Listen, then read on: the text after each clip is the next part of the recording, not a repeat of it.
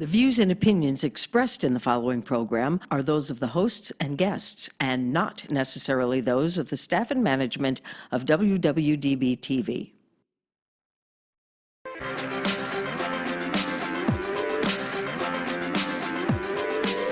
Whether she's walking the red carpet or doing interviews, you'll find her with celebrities and all the latest news. She's here, she's there, she's everywhere, she's always on the go. So sit back, relax, and get ready, 'cause it's the Corey Taylor Talks Show.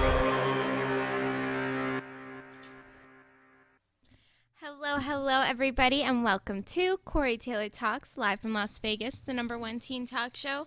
I am truly just so excited about my guest today. I mean, it's an honor. She's a Hollywood icon.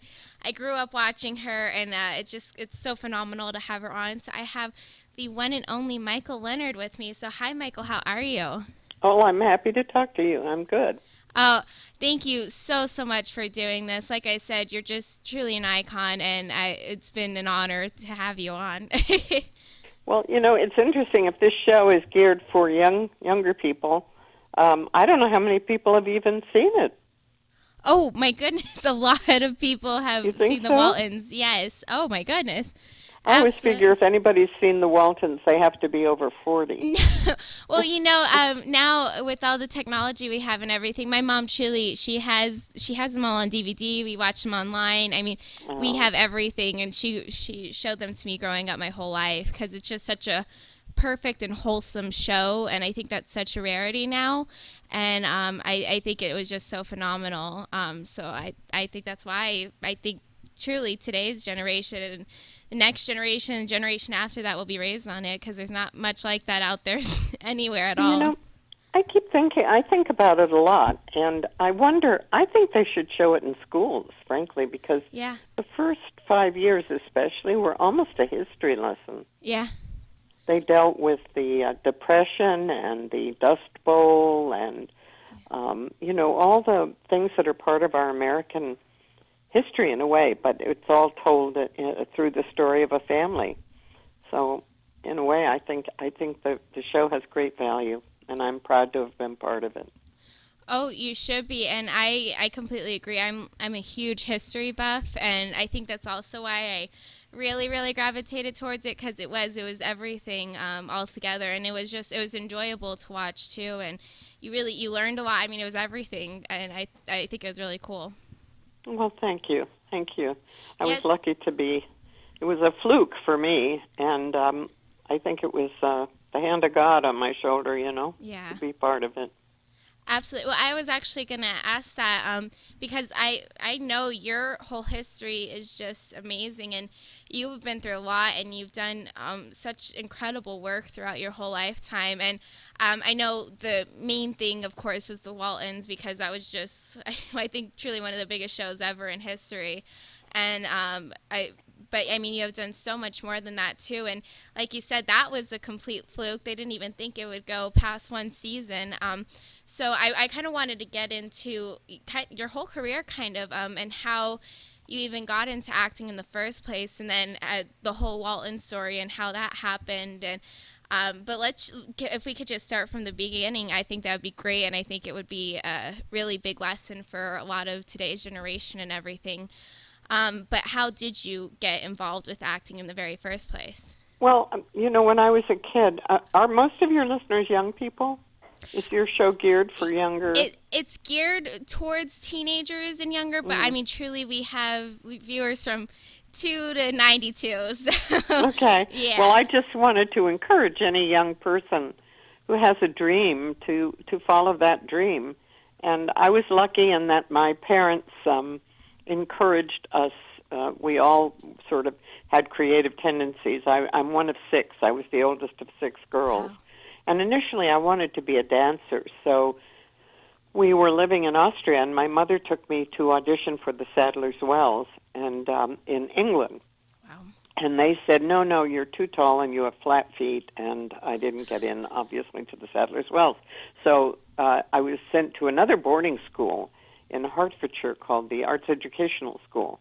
and there they had ballet and tap and modern dance and all the kinds of dances that you could want. And they also had a special drama section. And I happened to win the drama cup in a school competition. And the teacher said, you know, you're not really a very good dancer. I think you ought to think about acting. Oh. Well, I became a special drama student, and that's how it started when I was 12 years old.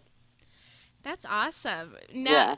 yeah, I know it is. I think that's kind of a cool lesson because sometimes you really want something, but your life just kind of leads you in another way. And even though you love dancing, I'm sure you loved acting as well. And is that kind of how your passion grew too, or? Well, I still dance. I'm pretty crotchety, and after a dance class, I feel like I need to go to bed for a week, but I still go to jazz classes, and I have a great time.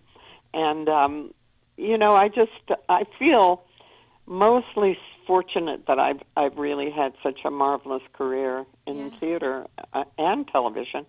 But theater is my first and greatest love, and it's been my education, really, because I got married when I was quite young, which I don't advise for anybody, although in my case it turned out okay. And, and basically a lot of my education was just from the wonderful plays I was doing, Shakespeare and Chekhov and Moliere and all these wonderful playwrights that you could learn from. So it was indeed I was getting a liberal arts education by working. Yes, I was actually going to bring that up. Honestly, I had no idea how prominent you were in theater, and I mostly knew you from the Waltons and Nurse, of course, and just your whole TV and movie career. But I didn't really know about your theater, but you have a huge, extensive theater background, and truly, I think that kind of is why you're so amazingly talented and a four-time Emmy award-winning actress. Is because of how truly dedicated you are to your craft and everything you involve yourself with, and I think that's really phenomenal.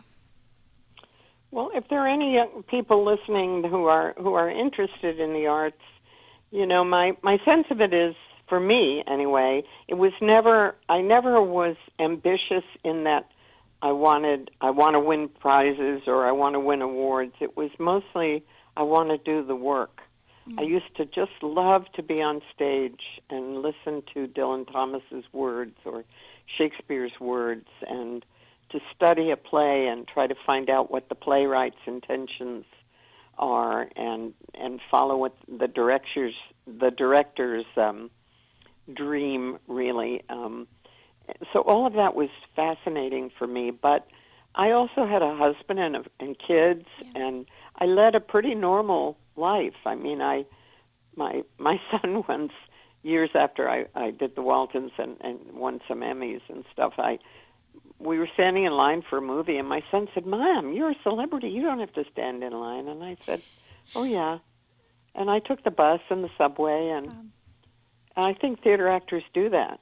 That's just who we are. We do a play, and we wait for the bus on 8th Avenue after the show's over and go home.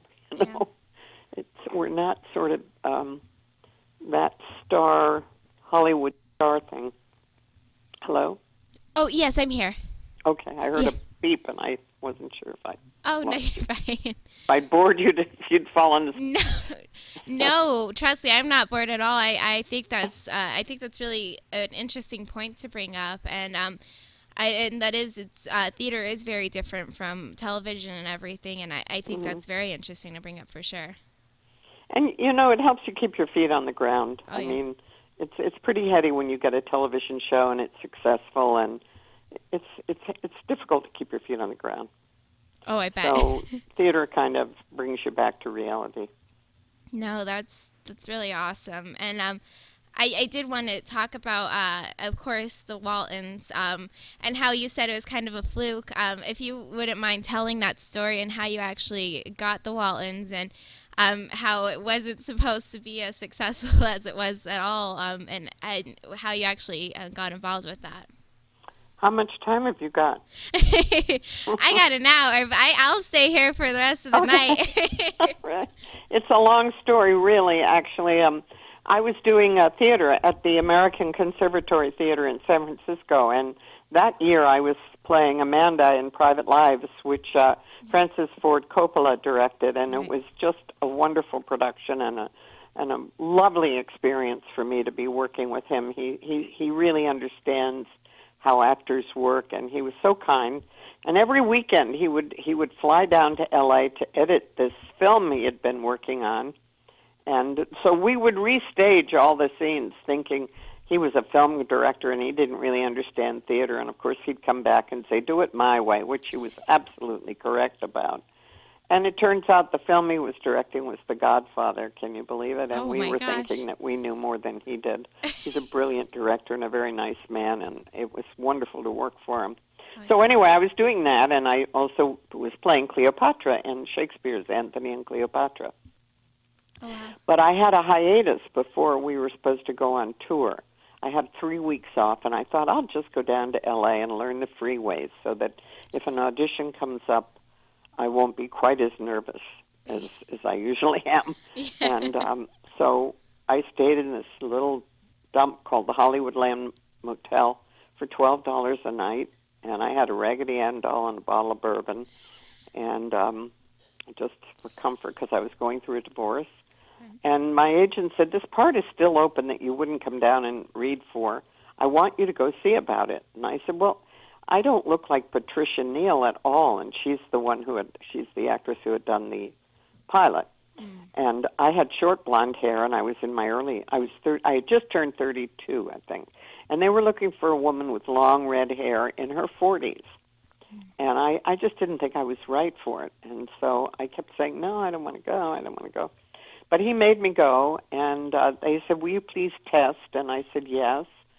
And I showed up with a little bit of a hangover and tested with Richard Thomas and Ralph Waite, we were all in costume, and lo and behold, 4 days later, my agent called and said, "You are now the mother of America."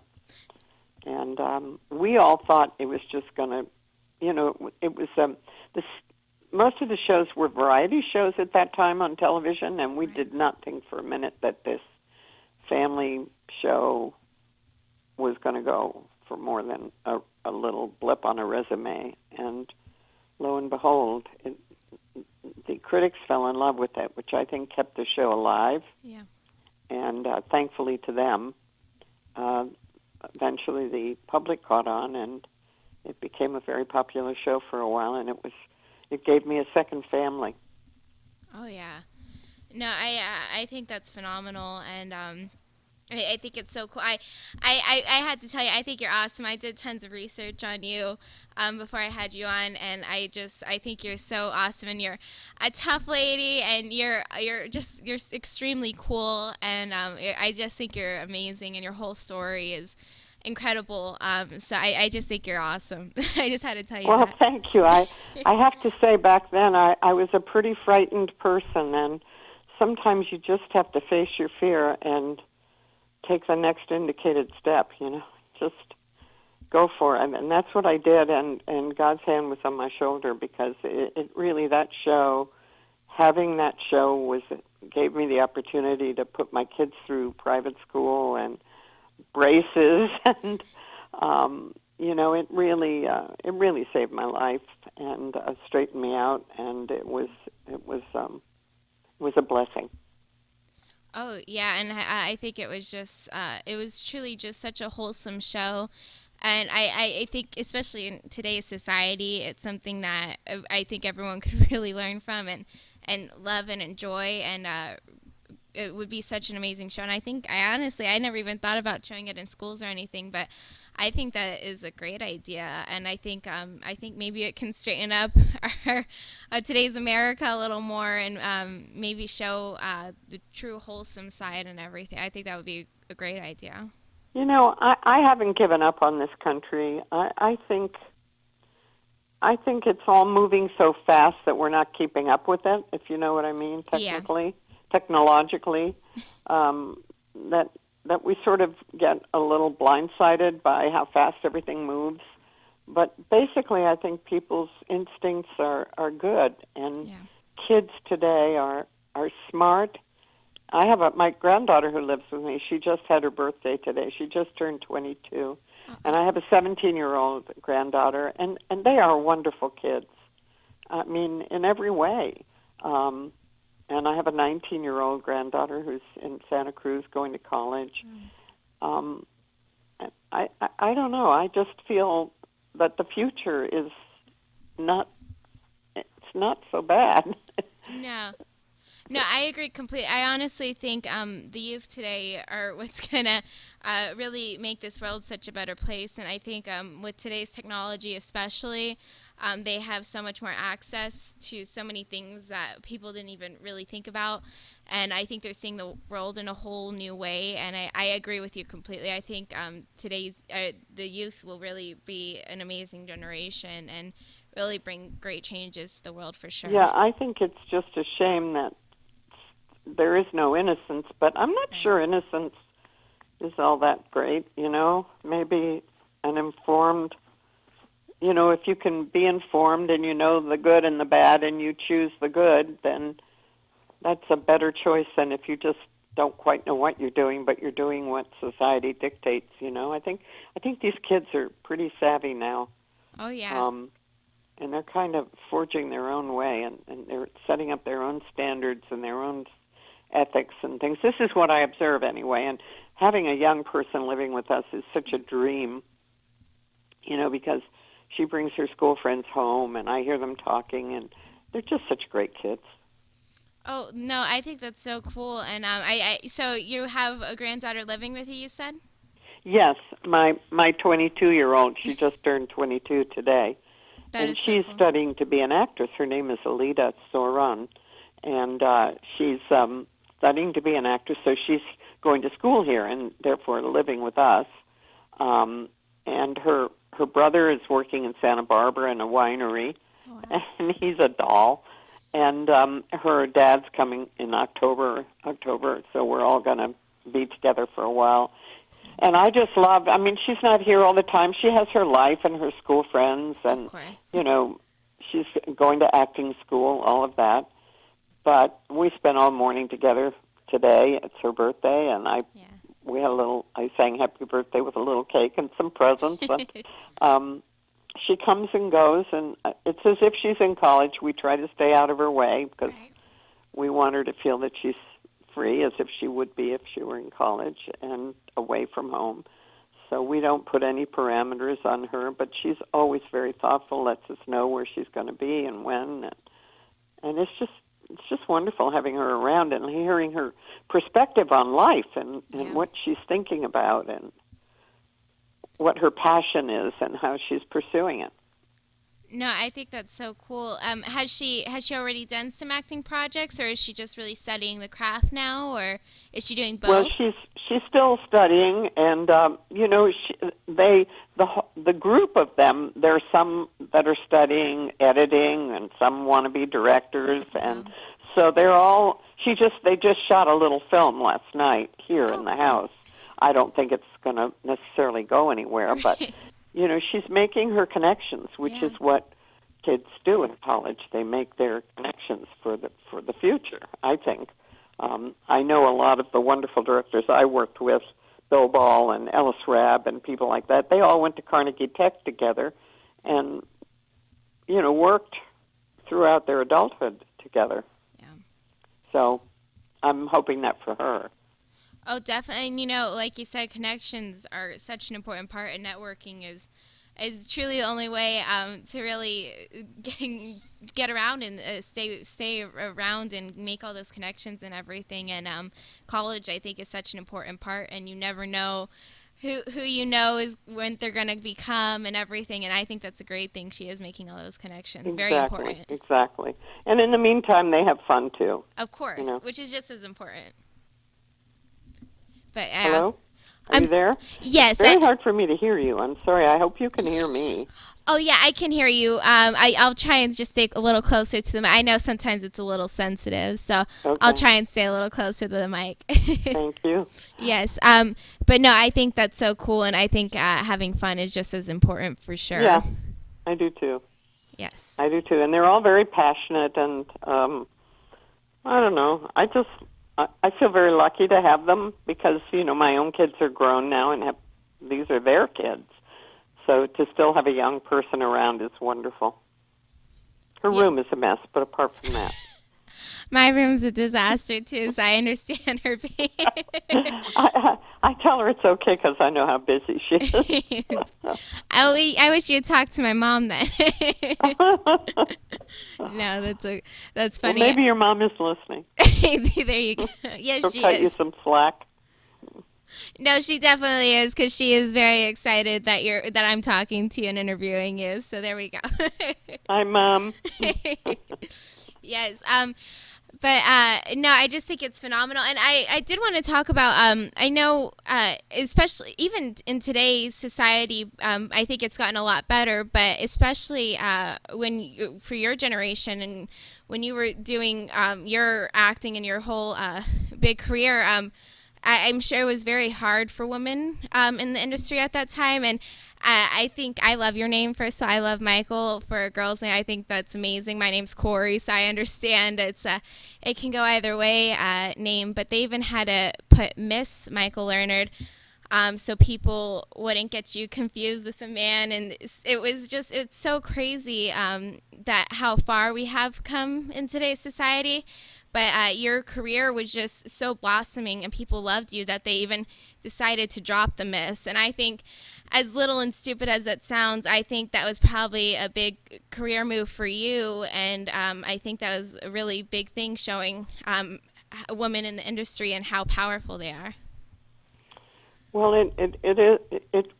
it's funny because when I first started out, I got married very young. To Peter Donat, who just passed away, and so we're all in mourning for him. Yes, I'm very sorry for your loss. He's been in my life for 62 years, and I loved him very much, even though we were separated and divorced. He was a great man and a wonderful actor, and so. But when we first started out together, he was always paid more than I was, even if we were playing the same roles. And I remember once negotiating with Bill Ball when we were working at the American Conservatory Theater in San Francisco, and he was going to pay Peter more. And I said, well, I'm doing the same role. I mean, I'm doing equal roles, even though they're female roles, obviously. Right. But I'm working as hard as he is. Why is he getting paid more than I am? And that was sort of the beginning. That was just prior to the explosion of women's lib. Yeah. And Bill Ball looked at me and he said, okay, I see your point. Then I will pay Peter less, and it'll even out to the same thing. So that's what he did. Well, then there you go. So we both made the same, but nobody made it. Anyway, you get the point. That's that's funny. I think that's amazing that so even then you were speaking out about it, and I think that's really cool and brave of you, because I know that probably was a little scary. And I mean, in Hollywood, it's just it's all who you know and everything. So I'm sure that was kind of scary to stand up for yourself. I didn't know a soul here, and it scared me to death. Yeah. The whole thing, but when you have to do, I had 3 kids to support, and you just do what you have to do, and I got lucky. I could have come down here and not gotten lucky, but luckily I did have my theater career, so I was supposed to go on tour and work. I would have had work to go back to, but it was a big deal because I had to get Francis Ford Coppola's permission. He had to sign something for me to even be able to test for the Waltons. Wow. That he would replace, that Bill Ball, that he and Bill Ball would sever my contract with ACT if I got the part. So before I even tested, they had to have that assurance. that I would be available if they indeed decided to choose me. So it was all very dramatic, and Yeah. I was lucky. I just feel like I was one of the lucky ones, because a lot of people come down here and who are very talented and work very hard and have a lot of passion for their work, and they don't get the break that I got. So I'm very grateful. Oh, absolutely. But you're extremely talented too, and hardworking, and I think that that's such an important quality. And I think that's why you are so successful and have had such an incredible career that people can only dream about. Well, thank you. I'll rub that in. Yes, please do. I had to ask too. I know, as you said, of course, it's not the most important thing, but I mean, winning 4 Emmys is just like the most crazy thing, and like one of the biggest honors any actress can ever receive. 4-time Emmy award-winning actress. What was that like? What was it like winning your first Emmy? Was it boring by the fourth? Or, I mean, that's just so cool and amazing. How was that winning those Emmys? Well, it's certainly not boring. There you go. My son was my date for the first one, and it was so much fun, because I was doing the show. I was still doing the Waltons, so the makeup person and the hair person, who were just lovely people, they all came over to the house, and I got made up, and I had a Bill Blass dress. I'd never had anything like that before, with a black feather boa, and it was all very exciting. And the limo came to pick us up, and my son is all dressed in his dinner jacket and shiny patent leather shoes. And it was all really cool. And we got there, and Richard was there, Richard Thomas, and people I knew. I don't know a soul now, but back then. And I never thought for 1 second that I would win. I mean, it just never even... So I was having such a good time. And at one point, Cicely Tyson, I think it was sort of reading my name, and I think she was confused that it was a male name, and she was supposedly reading an actress's name. So she sort of stumbled a little bit, trying to figure it out, and I'm still having a good time and looking at my son, and suddenly I saw his eyes get round like dinner plates, and I realized that she was calling my name, and then the terror that set in was beyond words. I mean, to suddenly get up in front of all those people was like, oh my God. And also incredibly exciting, because I knew my kids at home were jumping up and down, and it was a huge thrill, and it always is. It's never not a thrill to be acknowledged for your work. I mean, what could be nicer than that? So, yeah, no, I'm not blasé about it at all. Good. I know some people are just like, oh, it's no big deal. I'm like, I don't know. I think I'd be pretty dang excited if I went for Emmys. I was beside myself, and my son was jumping up and down, and I knew my kids at home. I had a whole bunch of kids at home. I had kids living with us. 2 extra boys were living with us at the time, and I mean, I knew they were just beside. So the first thing I did was call home, and they were just beside themselves. And when I got home that first time, I was trying to be a little bit blasé about it all, and my youngest son was following me around, and finally he pulled out, his hand was behind his back, and he pulled out this little wilted bunch of flowers that he'd picked for me, and he'd been carrying them around trying to give them to me, but I was so excited and so full of adrenaline, I guess, and he handed me this little bouquet of flowers, and that meant the world to me. That, of course, that's so cool. I bet that was a great prize as well. Yeah. That's so sweet. And speaking of which, too, you're about to be honored at the Family Film Award for being a legend in the film industry. Correct? I think that's a really awesome thing as well. Well, all I'm thinking about is making a little speech. I have to make a little speech, and frankly, speaking without a script is more terrifying to me than opening night on Broadway. But I'm very honored, and I think it'll be fun. My granddaughter's coming with us, and I think it'll be a nice, low-key event, and I'm looking forward to it, actually, once I get my little speech out of the way. No, I agree with you. I think not having a speech or anything or a script or anything, I think that is terrifying. So, public speaking's scary. There are not too many advantages about being old, but one of them, you do get a little less terrified as you get older. It's like, okay, I've been there, I've made all the mistakes, so what's one more mistake? If I screw up, I screw up. So even though I'm nervous, I'm not as nervous as I was when I was young. I mean, I was like a deer in the headlights in those big events, when I was a kid. Well, to me, 32 now is a kid. I guess it's not. I wasn't exactly a kid, but No, and I was young. and you're still young, and you're doing some incredible stuff. And I know you have a whole bunch of films coming up, and your IMDb, it just keeps going, and you have so many things coming up, and in theater productions. And I wanted to talk about that too, because I know it's a lot of work to be an actor, and it's a lot of dedication and stuff, but after your huge long career, you're still going and doing amazing things. And I know you have one film in particular called Second Acts coming up, correct? Yeah, it's a short film. It's not a feature. It's a short film. I guess it'll be shown mostly at film festivals and things like that. But it was fun to do. I did it with John Wesley, and he's a marvelous African-American actor.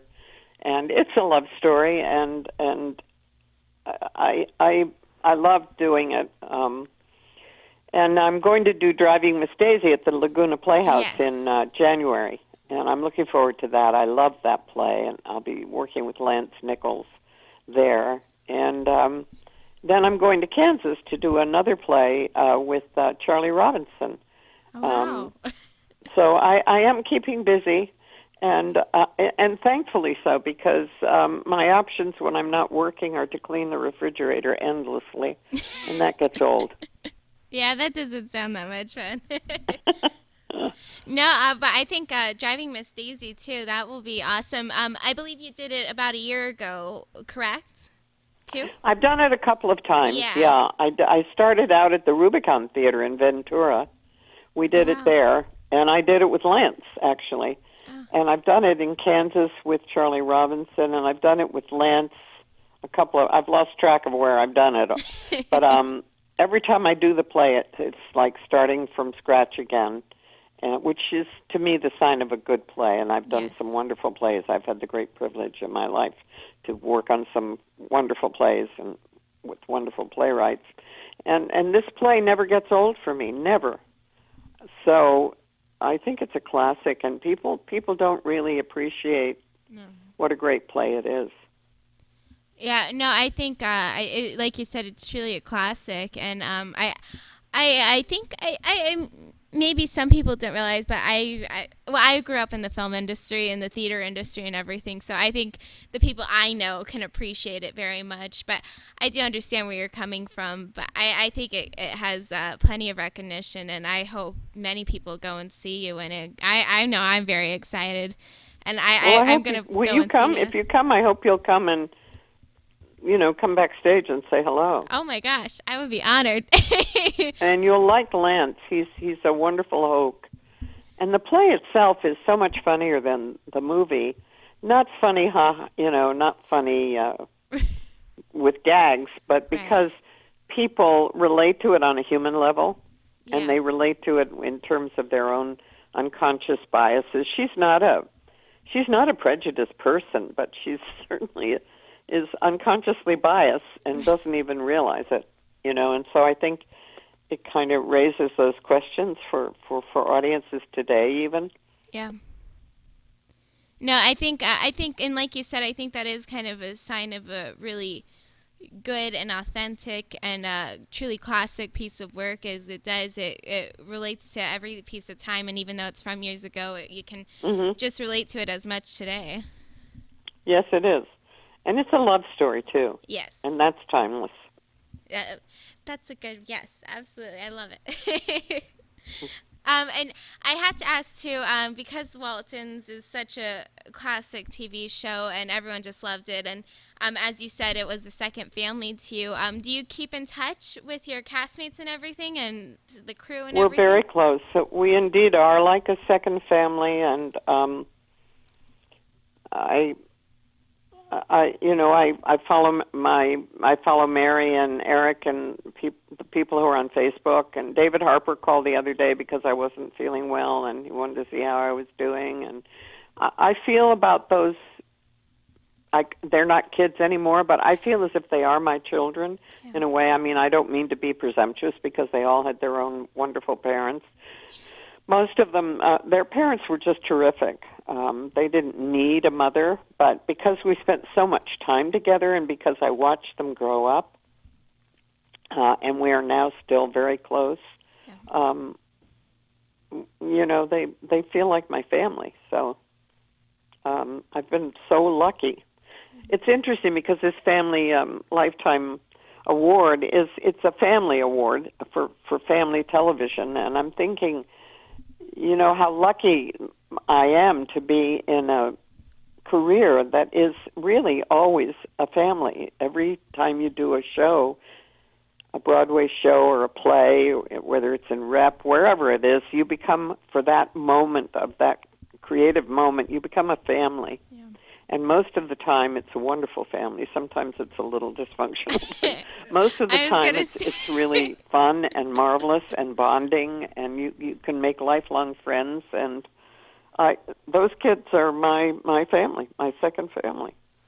Oh, absolutely. And I think that is I think that's also another reason why the show is so successful is you could truly tell the closeness and everything, and that's such a rarity. But you guys played off each other so well and everything, and I mean the whole show worked together perfectly, and probably it was because you all got along and are so close even today. Yeah, you can't fake that kind of chemistry that Ralph and I had, and Richard, and it was so sad when Richard left. But he's still a very dear friend, he and his wife and Georgie and their kid. And, so we were so fortunate that we all were. Ellen Corby was a dear friend. I was there, when she died, and Will Gear, all of us. We were lucky. Yeah.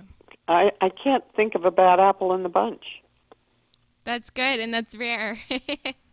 You spend long hours on a set, and sometimes it's excruciatingly boring.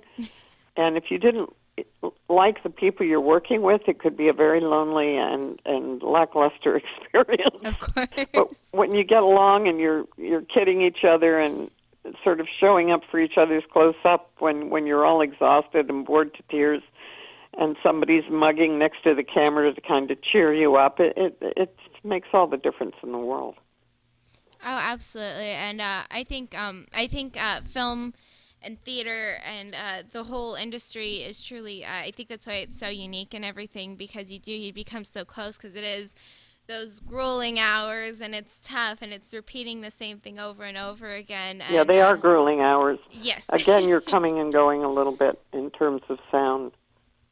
Yeah. And I don't think it's because I'm deaf. It could be my phone. It's okay. Well, now you're better. Okay. All right. Cool. No, but I think that's such a important thing, and that's why you become so close for sure. Well, ACT was that way too. We're all still very close friends. For the time I was there at the American Conservatory Theater, and I've just been so lucky with that. Working with people that are wonderful people and stay in my life. I love it. Absolutely. And I have to say too, Michael, I think you're such an amazing role model, and I think that's why it's so cool you're being honored for being a film icon or a TV show icon, because you really are, and people can look up to you no matter what generation they are. And really learn so much from you because, as I said before, you work so hard and you're so talented and you keep on going and you're really passionate about it. And I think that's such a cool thing. And people can really learn from you. You're such a good role model, especially for the youth today, to look up to and see, wow, this is an amazing woman that has accomplished so much in her life and has done incredible things. Well, thank you. My poor husband, when he comes home tonight, I'm just going to not even speak to him. I'm going to be so swell-headed. But you know, I've made a lot of mistakes in my life, and the ability to learn from them has what's kept me going, I think. And I rarely made the same mistake twice, but I have made a lot of mistakes, and I'm still here. So I want to encourage people who are going through a rough patch in their lives to just keep putting one foot in front of the other, because it does get better. And sometimes it takes a long time, but it does get better. Well, and my life, I couldn't ask for a better life today. Absolutely, and I think that's important too, that you mentioned that you of course made mistakes and everything, but that's just part of life, and unfortunately not everything goes perfectly and you make wrong decisions, but it's how you overcome those decisions and mistakes and everything and keep learning from them. And I think that's an amazing point to bring up as well. Absolutely. Yeah, and you're down to earth, which is very rare sometimes. I'm deeply flawed, but I keep going, and I feel very lucky. I really do. I've had a lot of good fortune in my life.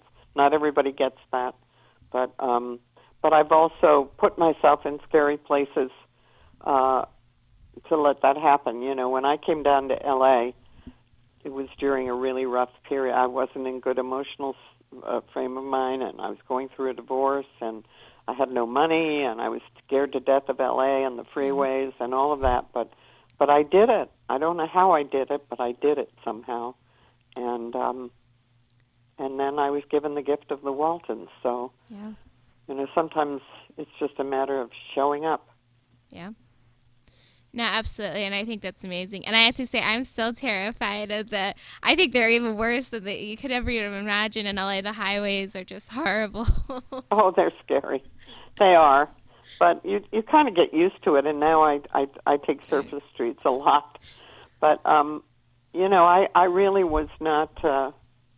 L.A. was, you know, there's always this mystique about Hollywood and the big movie town and all of that. And basically, it's a small town, and people are mostly very, very nice.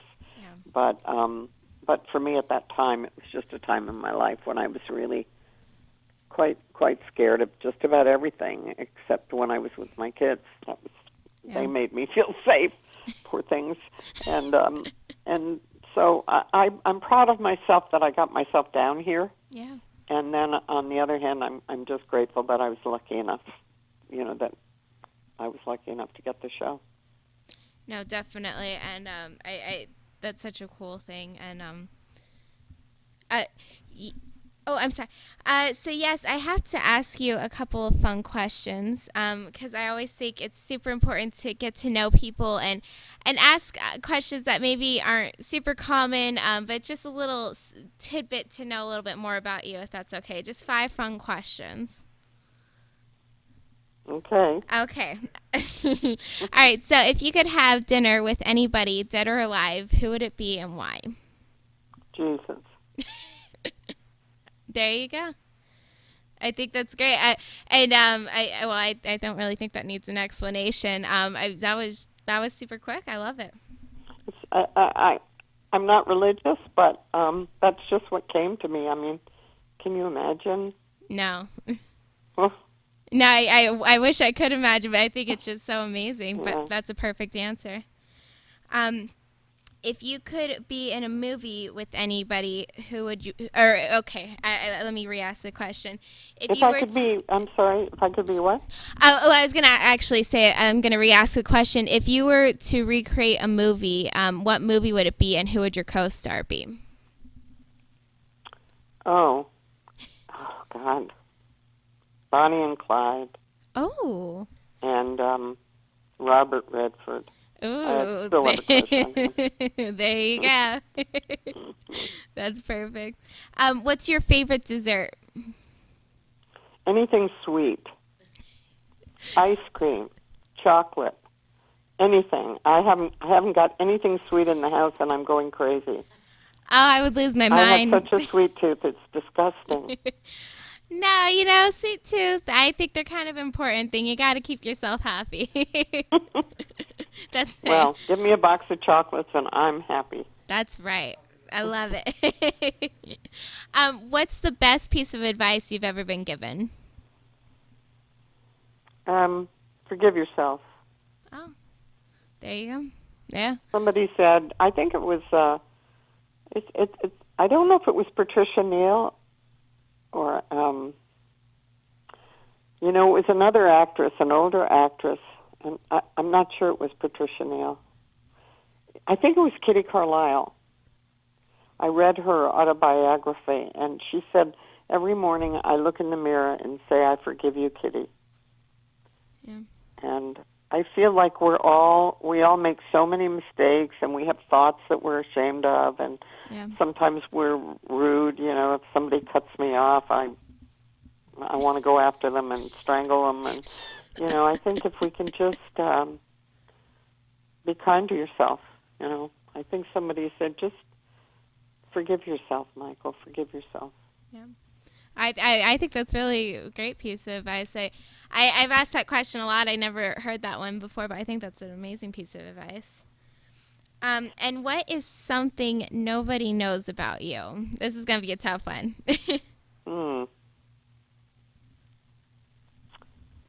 I don't think anybody knows how frightened I've been all my life, really. I think people have always perceived me as strong, and I am strong. Right. But underneath that was a lot of fear. And I think now that I'm old, I'm not as frightened as I used to be, but as a young person, I was pretty scared most of my life. But you keep moving forward anyway. And I did.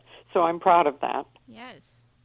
Absolutely. No, I think that's very interesting because, like I said, everything I've researched about you and stuff, I think you're just an incredibly brave woman, and like I said, tough as nails in the beginning. But I think that's cool also that you were scared, and I think everyone's scared, and I think everyone tries to put in this persona that they're not because it shows your weakness. But I think that's great that you I think it's express hard that. for some of us, somebody once said to me, don't hide your light under a bushel. And I said, what do you mean? And I think it was a therapist, actually. And he said, don't be afraid to be vulnerable. And I think a lot of us are really very vulnerable inside, but we feel ashamed of our vulnerability instead of realizing that it's really probably the most beautiful part of ourselves is our vulnerability, because we're all human and we all have fears, and we all don't know what the next step is going to be. Really, we can plan and we can try to control our lives, but basically, I've tried to control my life, and it never worked out the way I thought it would. Right. Usually, it worked out better than my plan. But anyway, I don't mean to preach. I can hear myself. I sound like I'm preaching. No, not The at old all. crone on the hill who's preaching. But really, vulnerability is a beautiful thing. No, I agree, and I don't think you're preaching at all. I think, as I said before, I think you're such a true role model for so many people, and people can learn so much from you. So I don't think you're preaching. I think you're doing amazing. Well, thank you.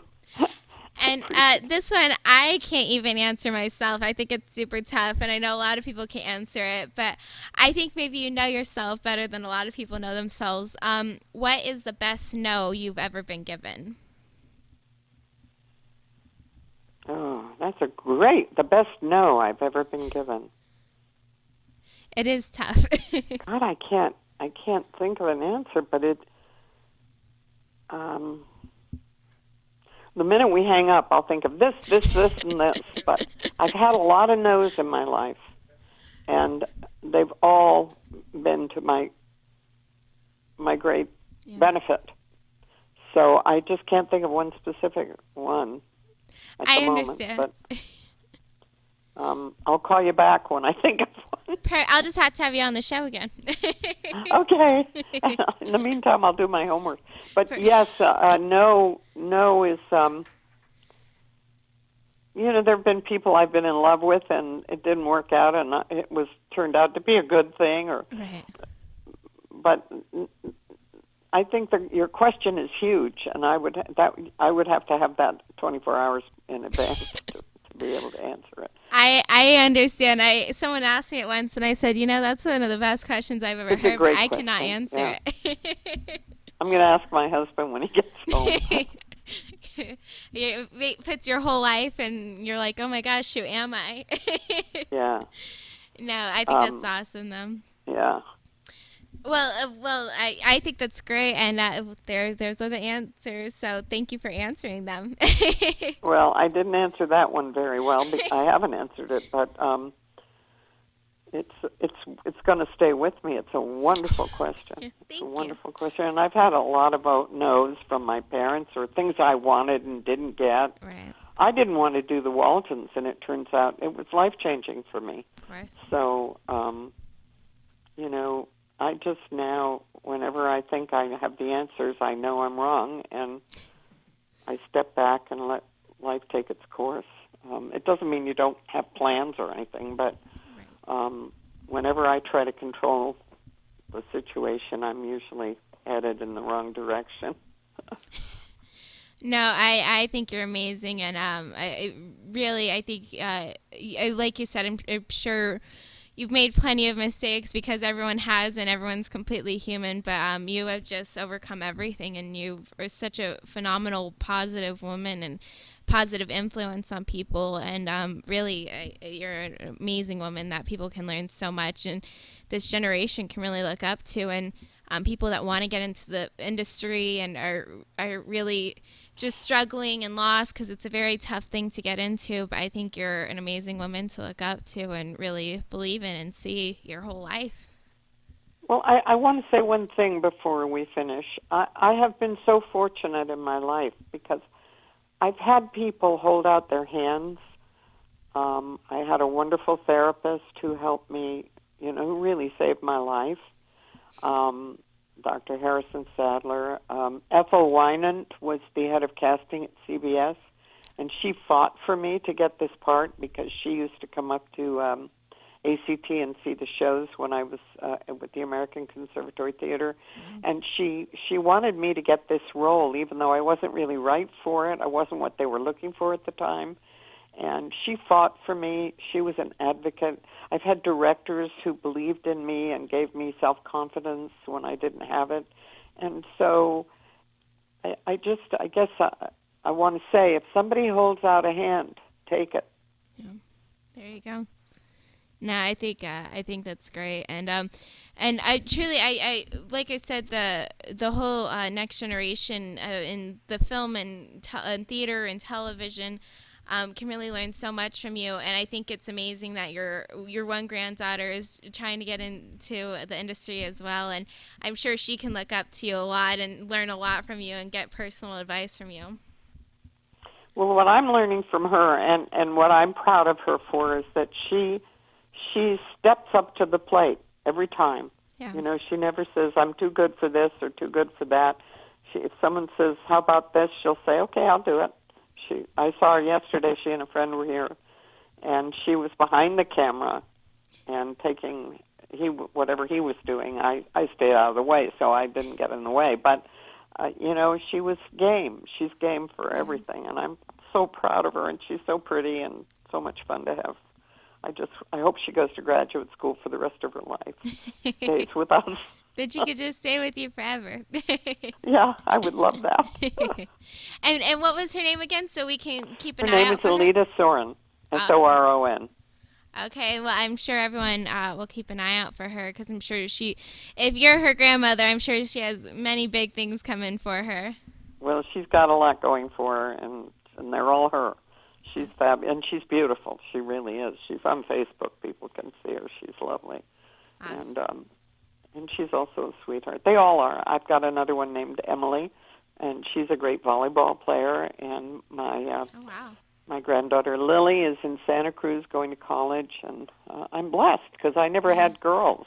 I had 3 sons, and so I get to have girls now, and I can buy them pretty things and talk girl talk with them, and it's lovely. That's awesome. No, that's a great, and I I didn't even think about that. I know you had all sons, but now 3 granddaughters. That's a great thing to have. Now you get your balance. Yep, exactly. I also have 2 great grandsons, but to have granddaughters is great fun. Oh, I'm sure. Well, thank you so much, Michael, for being on. And please, like I said, you have so many things coming out, and you are just the busiest woman I know. So your films that are coming out as well, and Driving Miss Daisy, where can people go see that and keep up to date with you and see all the films you're coming out with? Thank you so much. You made it a nice, easy interview. It was like talking to a friend. Thank you. Oh, no problem. Thank you so much, Michael. It was truly an honor having you on. Okay. And I promise I will do everything in my power to come see you in Driving Miss Daisy. I would love to meet you. If you do, make sure you come back afterwards and say hello. I will, absolutely. Okay. Thank you so much, Michael. Have a great day. Take care. You too. Bye-bye. Bye. Oh, my goodness. So that was Miss Michael Leonard. Wow.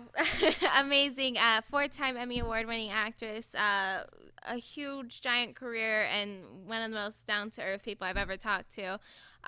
Truly just a phenomenal woman. Great things coming for her. Beautiful grandchildren that are doing amazing things and all over the place, not just acting, volleyball, I mean, everything. I mean, what a cool and different family that's doing some awesome things. So a huge thank you to her once again. Driving Miss Daisy coming out. You can keep up to date with her on all the websites, and her IMDb is where you can see all her films she has coming up. She's doing some great things and just keeps on working her butt off, and she's my hero.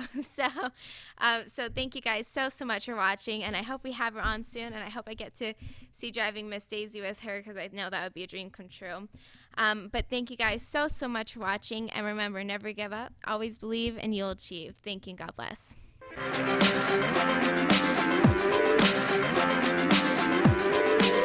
Whether she's walking the red carpet or doing interviews, you'll find her with celebrities and all the latest news.